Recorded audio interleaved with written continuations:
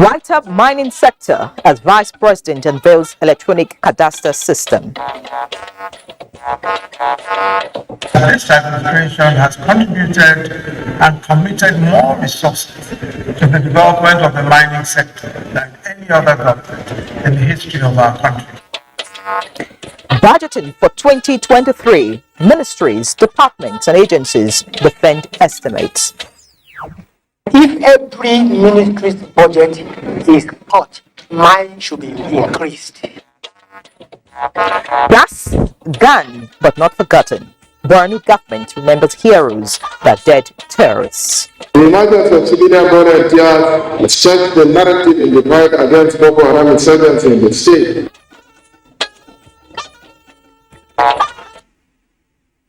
Hello and welcome to 28 Network News. I am Ian Ray John and we're live in Abuja. Adiola Komi joins me from Lagos. Thank you for joining us. And just a quick reminder that you can follow this news broadcast live on our website, nta.ng/live, and all our social media platforms displayed on your screen for our updates. As the nation opens a new chapter in mining operations with the unveiling of the electronic mining cadastre system, Vice President Yemi Osinbajo says the federal government will continue to intensify its regulatory and supervisory role in ensuring that mining is held to the highest standards of sustainable development and intergenerational equity. State House correspondent Jide Onifade brings us details. The global focus on clean energy to reduce greenhouse gas emissions is also in tandem with the aim of the federal government to diversify its economy and not relying solely on oil. You can say without fear of contradiction that this administration has contributed and committed more resources to the development of the mining sector than any other government in the history of our country. Indices of development in the sector are rapidly changing. Part of these is the increased revenue generation and, of course, the unprecedented investment interest that the industry has attracted in the past few years. Inasmuch as government is encouraging intensification of exploration of these minerals, it is not oblivious of the pain being experienced from the negative exploration of crude oil in the Niger Delta, and therefore calls for caution. The painful experience of the negative impact of oil exploration in the Niger Delta cannot be ignored. Therefore, all operators in the mining sector are now obliged by law and ethics and our responsibility for the future to ensure that proper environmental, social, and governance principles are practiced in the sector. While assuring stakeholders of the commitment of the federal government to supporting mining activities towards a shared prosperity for Nigeria, he is optimistic that the electronic mining cadastre system will help improve the sector. The Vice President also speaks on government's commitment to the development of the steel sector. A transaction advisor has been appointed to concession the Abuja Steel Company and the Nigerian Iron Ore Mining Company. The selection process is going on, and our commitment is to break what appears to be a jinx on Abuja Steel Complex and actualize the dream of a vibrant steel sector. The future of the Nigerian extractive industry is predicted to be potentially in favor of such minerals. And the Nigerian Senate is convinced that this is the right step in the right direction, and we will do all we can as legislature at this auspicious period to ensure that the country takes full advantage of the opportunity. We shall continually intensify our efforts to make our mining sector more competitive in the global mining space and to satisfy the needs of our domestic goals. We shall prioritize the development of critical minerals in clean energy transition and reduction in greenhouse emissions to zero. The theme of the week-long conference of miners is unlocking Nigeria's mining potential through collaboration. From the International Conference Center in Abuja, Jide Onifade, NTA News. We now head to the National Assembly, where the Information and Culture Minister, Lai Mohammed, has appealed to the Senate Committee on Information and National Orientation to do all within its powers to ensure increment of the 2023 budget proposal of the ministry. The minister made the appeal when he appeared before the committee to explain 2022 budget performance and 2023 budget proposal. Anthony Forson reports. We can do better than we are doing today if only we have the resources. The Information and Culture Minister opened his presentation with a heavy heart how his ministry, despite the critical role it is saddled with within the governance process, does not get enough funds to carry out its mandate. Out of the 3.9 billion naira appropriated for the information and culture sectors in 2022, only 2.8 billion has been released for personnel costs as at the end of September, while about 526 million was released out of the 900 million appropriated within the same period. Secondly, Mr. Chairman, sir, even if that administration today stops and does not do anything again, they should have enough money to publicize what it has done the last 7 years. So if there's any time we need money, it is now. Our revenue projection is probably very poor, which I know. And we are going to say, look, this year we are going to have a 30% cut or 50% cut on every budget. They should not apply to Ministry of Information and Culture. On the 2023 budget proposal, the minister couldn't hide his frustration. I'm saying, Mr. Chairman, sir, that if every ministry's budget is cut, mine should be increased. Because what are we talking about, sir? About last year, just 1 billion. And I'm saying give me at least 2 billion this year, so I can tell the world what we have done in 7-8 years. And this is the only way you can keep reminding people of the achievement of the administration. And believe me, sir, when I talk about it's not only the executive branch. It's about government. It is also your administration, sir. When members of the committee engaged him on the way out, the minister placed the solution on the doorsteps of the lawmakers. Please, if you can make a case for them to give me, I'll be very glad. As it stands, the information sector has a budget proposal of over 653 million naira for 2023. In Abuja, Anthony Forson, NTA News. Meanwhile, the Nigerian Television Authority has put in place machinery aimed at reinvigorating the national broadcaster to meet its mandate in light of current realities. The Director General of the authority, Salihu Abdulhamid Dembos, shared this vision during the 2023 budget defense at the Senate. National Assembly correspondent Vivian Idepefo reports. This is the first budget defense by Salihu Abdulhamid Dembos as the Director General of the NTA. At the prompting of the Chairman, Senate Committee on Information, Danladi Abdullahi Sankara, the Director General gives an overview of the current fiscal year. Capital 50% was released, which is equivalent to 986,178,550. He also speaks on the current market realities with regards to revenue generation from advertising for traditional media. I think it is to the knowledge of all that today the advertising budget, about 60% goes to the social media as against what it used to be obtained a few years back. But you know, people also tune in to the NTA, especially at 9 or when you have your news, and you can take advantage of that. Some of these things that you see on the network and also programs and what have you are coming from the government. We have a social responsibility. We are not fully commercialized, so certain things must have to be done in the interest of the nation, sir. I realize that you have some partnership attached to NTA, such like Start Time. Apart from Start Time, there's what you people call NTA property.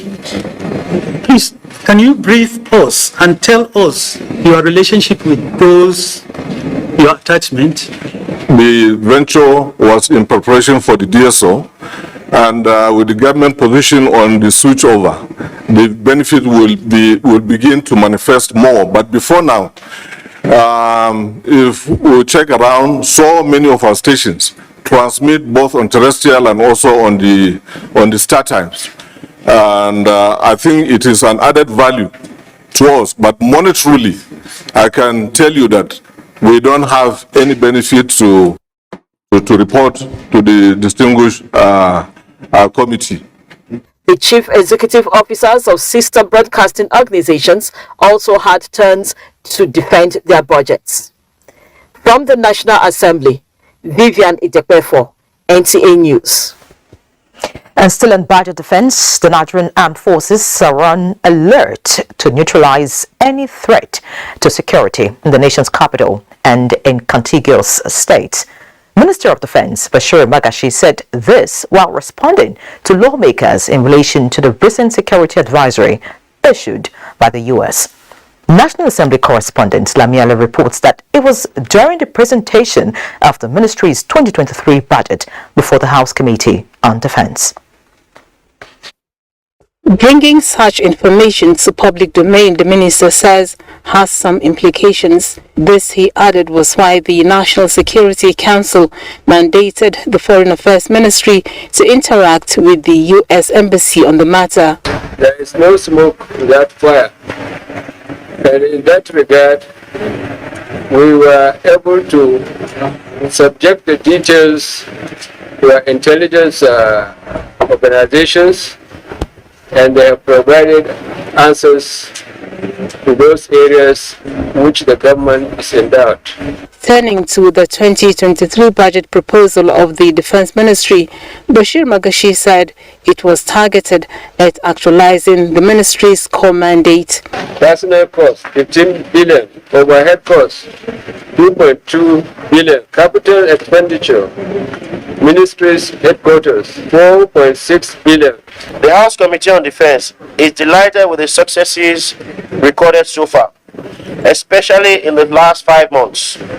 We acknowledge these robust achievements, which is a proof of the level of professionalism often displayed by our military in the discharge of their duties. The Chief of Army Staff, at his engagement with the House Committee on Army, enumerated the benefits of providing a trust fund for the armed forces, which he says will address some of the challenges of the envelope system. Facilitate the passage of the Armed Forces of Nigeria Trust Fund Bill before the end of this assembly. The Nigerian Army will benefit from the passage of the bill through improved funding. The 2023 budget now under consideration is about 600 billion. We know that funding is hardly enough, and this allocation remains a far cry from the operational and personal needs of the Army. But we urge judicious application of the provision while we continue to work as a committee to look into ways of enlarging the figures. The budget defense session between the House Committee on Commerce and Minister of Trade and Investment dwells on how Nigeria can tap into the vast export markets. To expand market access, stimulate investments, and encourage patronage of made in Nigeria products. That will be something that engenders some kind of hope that at least we are moving forward. The minister stated that the introduction of the ease of doing business policy has improved the investment environment in Nigeria. From the National Assembly, Lami Ali, NTA News. We will get back to budget defense much later, but for now, in keeping with the tradition of bringing joy to its teeming subscribers, Nigeria's first indigenous telecoms giant, Globacom, has unveiled its end-of-year gift bag tagged Festival of Joy Promo. Ruth Ario Samuel reports that the promo is packed with lots of exciting prizes.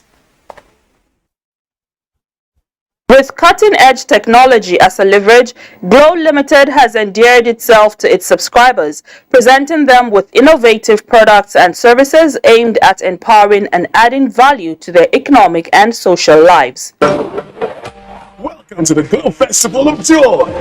It's a celebration like no other, with prizes like no other. 20 new houses to be won, 24 brand new cars. Head Enterprise Business Group, Zachary Usman, said though last year's promo recorded huge success, it promises to be bigger and better this year. I assure you that Globalcom will continue to roll out more value-adding and life-enhancing products and services designed to afford Nigerians the best-in-class telecom experience that they truly deserve.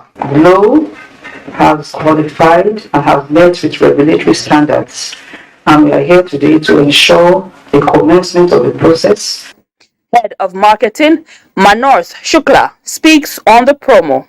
Customers can enter the promo by dialing a short code *611#, and after that, when they start recharging, they get eligible for different prices. If you recharge or if you buy data worth 20,000 naira during the promo period cumulatively, then you are eligible for winning a house. It's an opportunity, and Glo, we're giving back to our fans, our consumers, our customers, and we're inviting more people to join us. This year's Glo Festival of Joy promo is expected to run from now till January 2023. In Lagos, Ruth Ario Samuel, NTA News. If you just joined, this is NTA Network News. Time for a break. Please stay. Thank you for staying. Back to the National Assembly for Budget Defense, the Minister of Works and Housing, Raji Fashola, says the ministry will concentrate on the completion of roads that will facilitate the ease of doing business to stimulate the economy. This was at the Budget Defense before the House Committee on Works. National Assembly correspondent Dayo Ogunshola reports.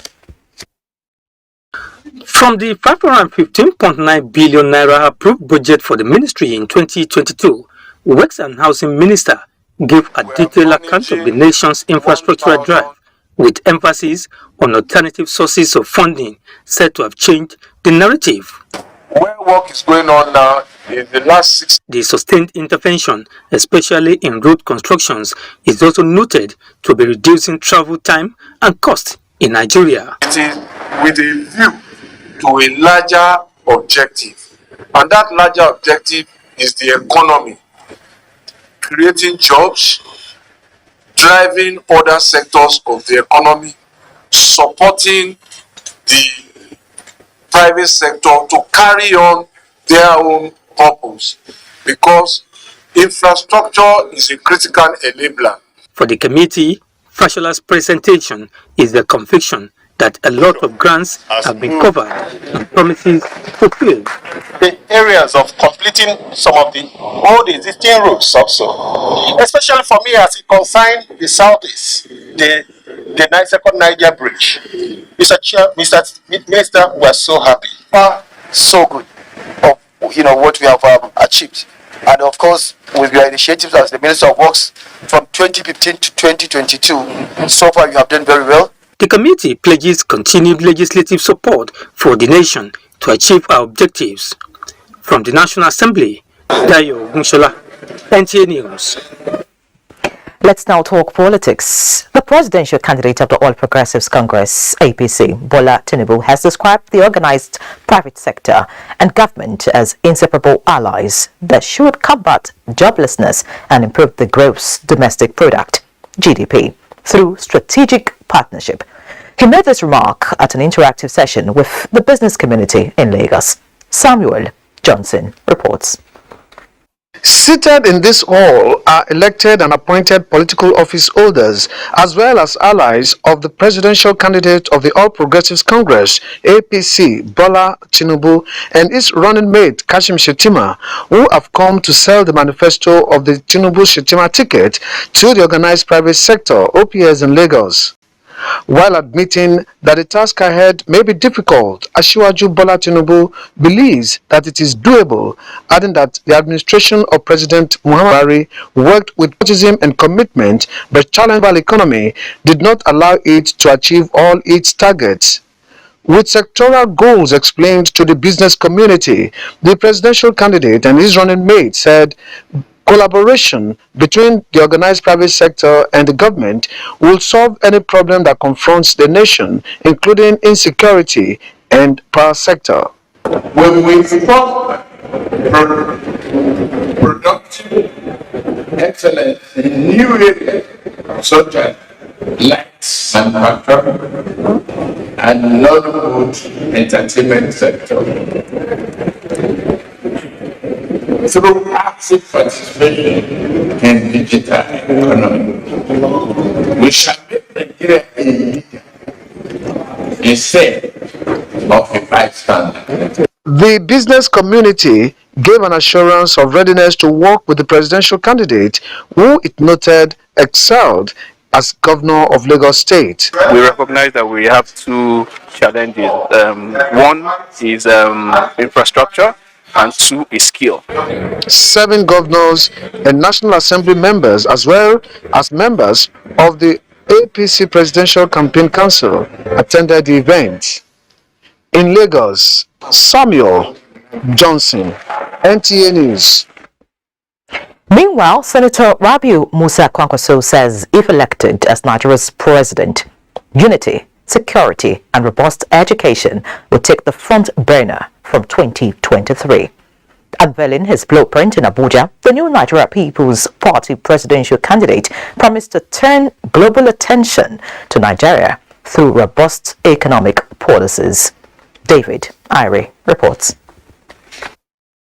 With Kwankwaso at the driver's seat, insecurity will be tackled through massive recruitment of 2 million youths into the police and other security agencies. All the major forests in Nigeria, where terrorists and bandits are hiding, shall be converted to viable agricultural zones, with massive drive for industrialization to boost job creation. The former governor of Kano State has also promised to make all external examinations into tertiary institutions free, with JAMB results to be valid for 4 years. Our government is not going to be the rigid type of government. We will listen to Nigerians because we believe at the end of the day, it is only Nigerians that can vote for president to be on seat. The party sees this document as the solution to Nigeria's problem when implemented. He has the interest of Nigeria in terms of security, economy, education, healthcare, and everything. Very deep in his religion, but you cannot tell the difference. He allows the Christians, the much time I've been with him, have their time, those who are working directly with him.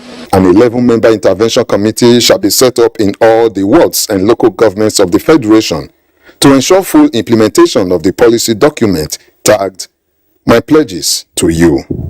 In Abuja, David Irie, NTA News.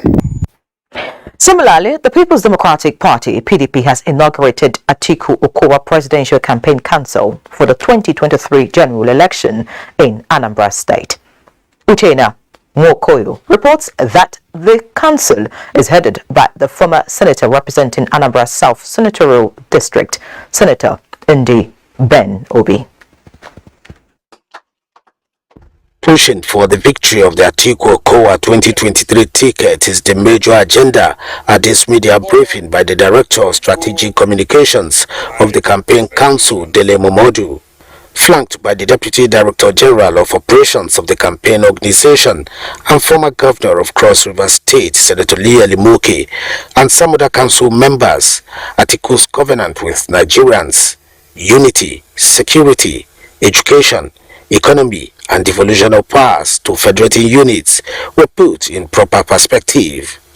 Our candidate is busy round the clock because 1, he has the experience, 2, he has the network, he knows who to talk to, and he knows what to say to them. He has the register, what we call register in literature, the right kind of communication. Atiku Abubakar will tell you that all that is left for him is to deliver a legacy. Atiku is the very person that Nigeria needs as a unifier of today, of this moment. We are very much willing at any given time that individuals want to join our train, for them to join. What is most important is that we have got a mission to recover this country from where it is at the moment. The PDP and its presidential candidate Atiku Abubakar will continue to engage critical stakeholders of the party towards fostering more cohesion as it moves ahead with electioneering campaigns. The members promised. Timothy Yusuf, NTA News. That report, still on the PDP, was presented by Timothy Yusuf. Looking at other issues now, Nigerians are looking up to reliable police officers in the conduct of peaceful and transparent 2023 general elections. Former INEC Resident Electoral Commissioner in Akwa Ibom State, Mike Egini, stated this at the Election Security Management Conference for senior police officers in Owerri. Francis from reports. Given the critical role that security plays in the conduct of elections, former resident electoral commissioner in Akwa Ibom State, who shared his experience, said, "The extent of security involvement in an election is a reflection of the level of maturity on the practice of democracy in that country." The core value of neutrality is very important. Security neutrality, absolute, unqualified neutrality is very important because perception is almost 70% for the conduct of elections. Election is a major workspace to make a name. All eyes of the police. If the election go well, police make a name. Tools and resources of Interpol to protect the cyberspace and support peaceful elections delivered by AIG Garba Umar, Vice President of Interpol Africa. How can we make sure that cybercrime is not being used to infiltrate the activities of the election? How can we ensure that our borders are monitored through the I-247? And this is one of the work of the Interpol. Other facilitators call for efficient deployment of modern technologies for election monitoring. From Owerri, the Imo State capital, Francis from NTA News. A diplomatic conflict between Nigeria and the Republic of China has been mitigated with NNPC Limited sealing of asset transfer agreement with Adax Petroleum and Exploration, while Group Chief Executive Officer NNPC Limited, Mele Kyari, applauds President Muhammadu Buhari for his leadership in resolving the issue amicably. Lydia Sampson reports that this is the first time assets are returned by contractors to concessionaires. A series of engagements led the way to the seamless process that has culminated to the signing of the Adax Petroleum exit. This means NNPC Limited now owns OMLs 123, 124, 126 and 137, a very significant agreement based on mutually acceptable terms. It was done in compliance with President Muhammadu Buhari's admonition for a peaceful exercise. Definitely this collaboration resulted in where we are today, and we made progress, we will stop production. We committed to working assiduously with the ADAX team to ensure Mr. President's directive have been executed amicably in a clean and speedy manner. What we have done here, history has been made. The signing of the asset transfer agreement with Adax Petroleum Company heralded the end of the commercial disputes on the company's assets. A hybrid event, the NNPC Board Chairman Marjorie Okadibo and Group Chief Executive Officer Mele Kyari attended the agreement signing virtually. The NNPC Limited Chief Financial Officer signed the agreement on behalf of NNPC Limited. The Adax Managing Director signed for his company. No doubt, this exit agreement today will help both commercial and diplomatic relations for the two nations. We took all necessary steps to ensure clean, amicable, and speedy exit. Key players are optimistic the agreement is to unlock 10,000 barrels per day oil production. In our own capacity, we will do our best to support the new agreement as required by the law. The historic event is projected to strengthen diplomatic and commercial relations between Nigeria and China. In Abuja, Lydia Sampson, NTA News. We head to Katsina State now, where no fewer than 100 youths are undergoing training in modern method of tailoring and fashion design in Daura Zone, Katsina State. Executive Vice Chairman, National Agency for Science and Engineering Infrastructure, NASENI, Professor Muhammad Sani Haruna, who declared the training open, says the 5-day Train the Trainer is part of the agency's effort to complement the federal government's drive to empower youths for sustainable development. Shehu Adamu reports. Tailoring and fashion design is among top earning and profitable occupation needed to modernize and earn a better living. Executive Vice Chairman, National Agency for Science and Engineering Infrastructure, Professor Muhammad Sani Haruna said the training was in compliance with President Muhammad Buhari's directive to introduce modern techniques in tailoring across the 6 geopolitical zones of the country. To acquire this knowledge is very important and is necessary. They cannot remain in this profession if they are not using modern tools and equipment. 21-year-old Jamil Lawan, an undergraduate, and Safina Mohammed, an NCE holder, are in the business of tailoring and are among the 100 beneficiaries of the training in the Daura zone. If you look at the TikTok, Facebook, Twitter, and Instagram, we see a lot of machines which are modern machines, but we haven't money for buying it, or if we buy it, we cannot make the money we spend for buying it. Kaduna State Governor Aminu Bello Masari was represented by the Commissioner for Lands, Usman Nadada, among other stakeholders. The governor says the initiative is timely and advised the participants to take full advantage of the program for better future. This one we did today is part of the efforts by Nasini, struck the Kaduna State government on empowerment, which is very critical to the development of our society. Jamil Lawal Alliance are expected to change their tailoring business narrative in a few days to come. In Daura, Shehu Adamu, NTA News. We'll now take a trip to Lagos, where Adela is standing by to give us more news. Adela, it's over to you.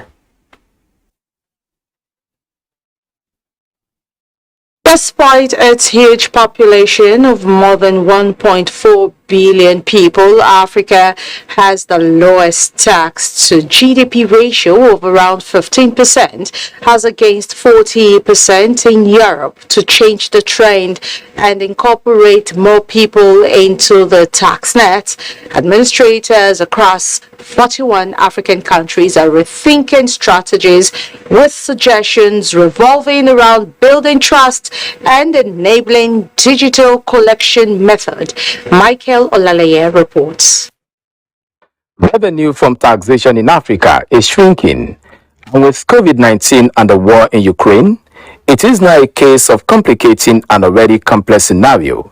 Conveyed the appreciation of Nigeria, having provided opportunity for peer review and knowledge sharing on emerging issues in tax administration for the past 13 years. It is now the task of the 7th Africa Tax Administration Forum General Assembly to invent far-reaching approach to stimulate revenue generated from tax.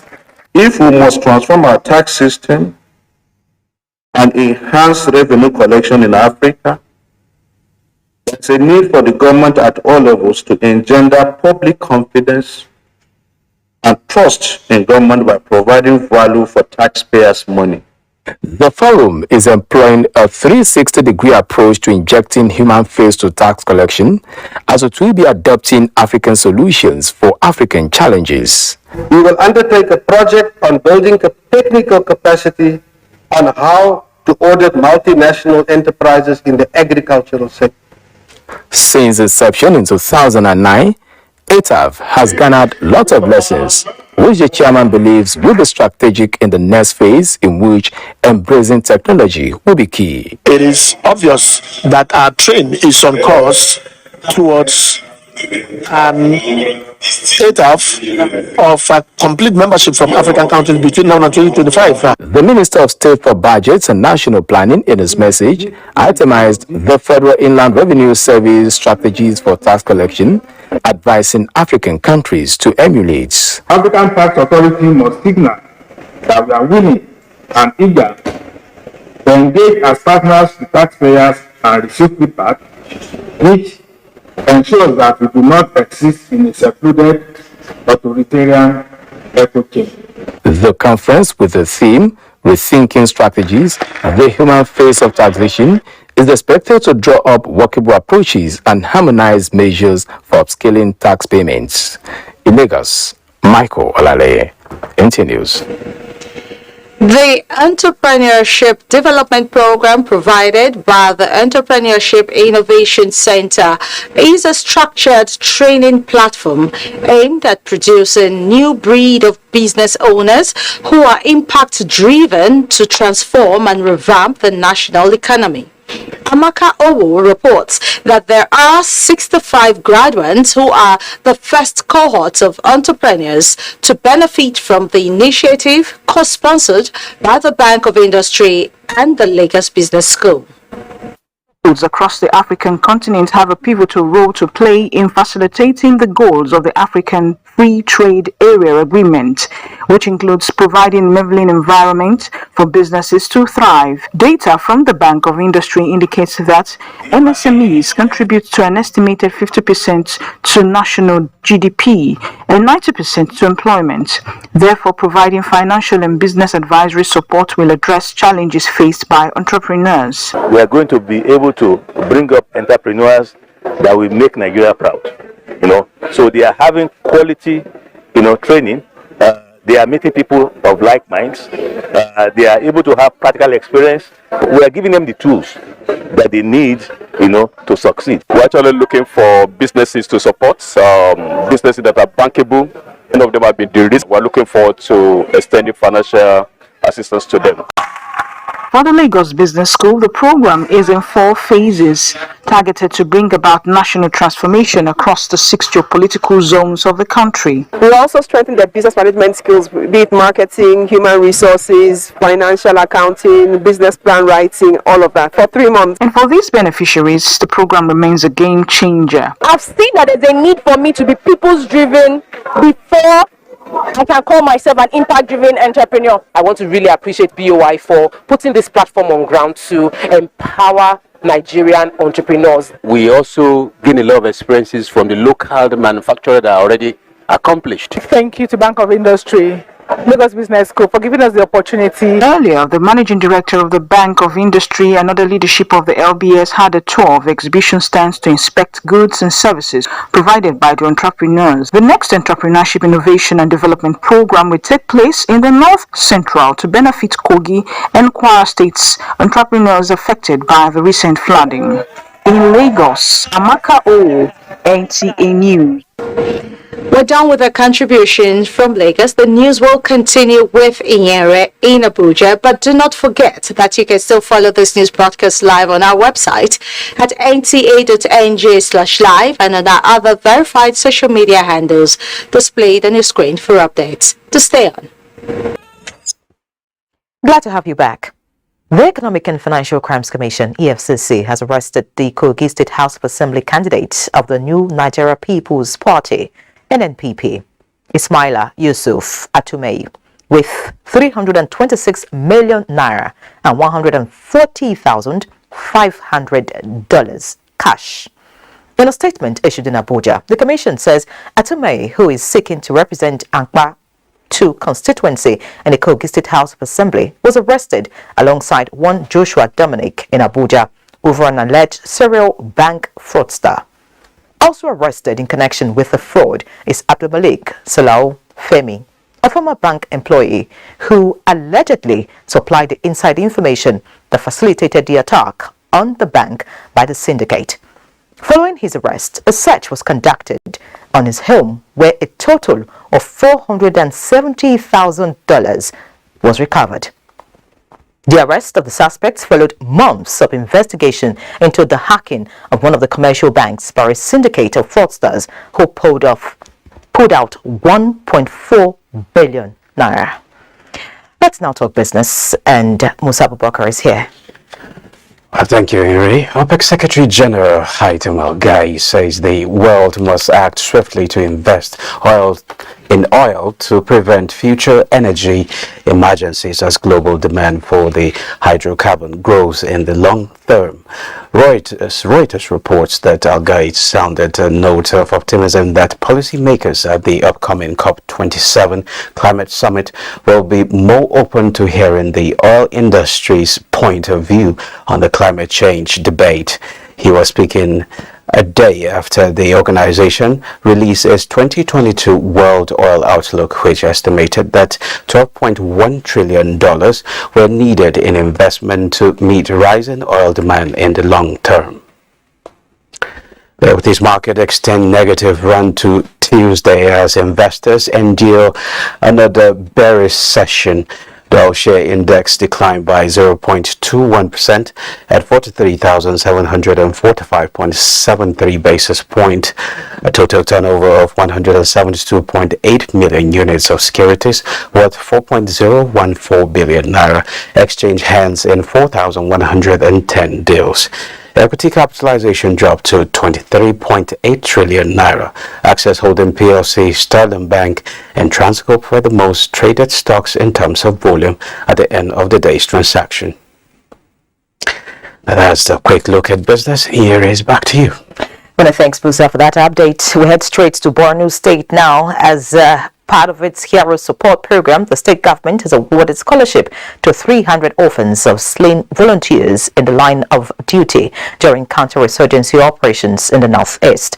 Governor Babagana Umar Zulum, who unveiled the initiative, also announced upward review of monthly allowances for serving members of Civilian Joint Task Force, Hunters, and Vigilante, as well as support for families of the slain heroes. Mohammed Goni reports.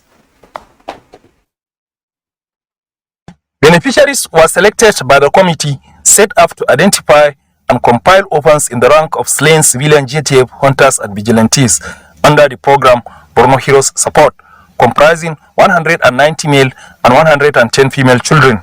Under the scheme designed to last for 5 years, in the first phase, government is to spend 300 million naira on the education of the children, which will be a sustained exercise. Beneficiaries of the program, which is the first of its kind in the state, including children and their family members, as well as leadership of the civilian JTF, expressed gratitude to the state government for the gesture.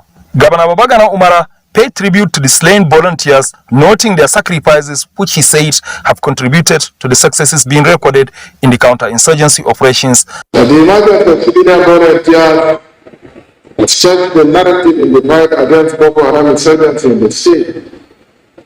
Never since, they have been in the front line with our Ghana troops and other security agencies fighting the war against the insurgents.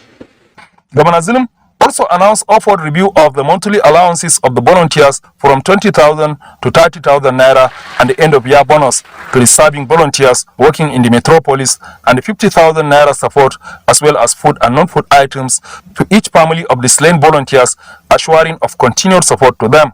Chairman of the Scholarship Awards Committee, Barrister Kakasho Lan, said the committee had worked in line with its mandate to identify the beneficiaries, carrying along leadership of the volunteers in the process. There were goodwill messages from the Theatre Commander Operation Hadinkai, Major General Christopher Musa, and the Managing Director NEDC, represented by the Acting Head of Administration Grema Mustafa, applauding the state government for the gesture. In Maiduguri, Mohammed Goni, NTA News. And following the death of elder statesman Mbazulike Amici, President Muhammadu Buhari extends heartfelt condolences to the Amici family, the government and people of Anambra State, and Ohaneze Indigbo on the passing of Chief Mbazulike Amici, elder statesman, First Republic parliamentarian, and Minister of Aviation. President Buhari recalls the fond memories of his recent meetings. The president joins them and other Nigerians in mourning a great patriot who believed deeply in a united Nigeria and continued to work for its progress, undeterred by his age and personal circumstances. President Buhari has very fond memories of his recent meetings with the respected nationalists in November 2021 in Abuja and May 2022 in Abakaliki, Ebonyi State. And these words of his on November 19 still resonates. Quote, "I don't want to leave this planet without peace returning to my country. I believe in one big, united Nigeria, a force in Africa.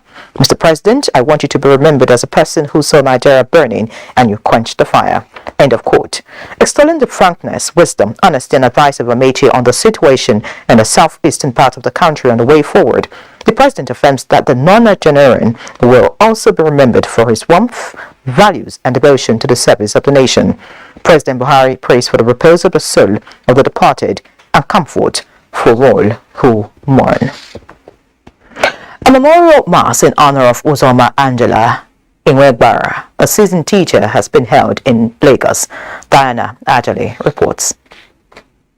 It was a true reflection of a life well lived, as family, friends and close associates from far and near converge on Our Lady of the Perpetual Help Catholic Church, Lagos, for the memorial mass in appreciation to God for the life of their mother, wife, sister and friend, late Uzoma Angela Enwagbara. In his message, Reverend Father Oscar John Obi admonished the congregation to lead good life.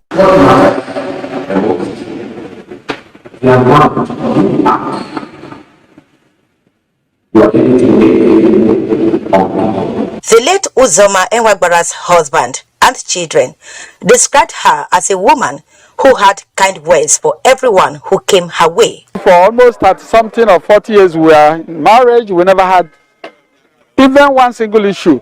I was expecting her to get annoyed, but every time she's humble, hug me and say, look, my dear, I love you. She was a peace lover. She always found the best in people. There's no one like her. She was humble. She was the glue that kept our family together. Others who came to pay their last respect eulogized her for being a peacemaker. She never looked down on anybody. I encourage them, are part of the family, and we will overcome it. And for us to be here today is to show our support to the family of Mr. Edwin. From the church to Harbour Point, venue of the reception, celebration of the outstanding virtues of late Uzoma Enwagbara continued.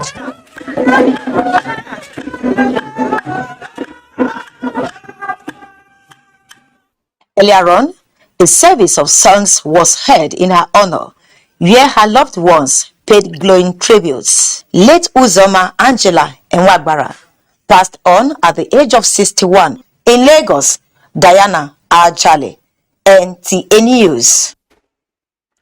And that concludes NTA Network News tonight. Many thanks for watching. And here's a quick reminder that you can be a star by joining NTA in the fight against rape and rapists. I'm Henry John. Have a good night.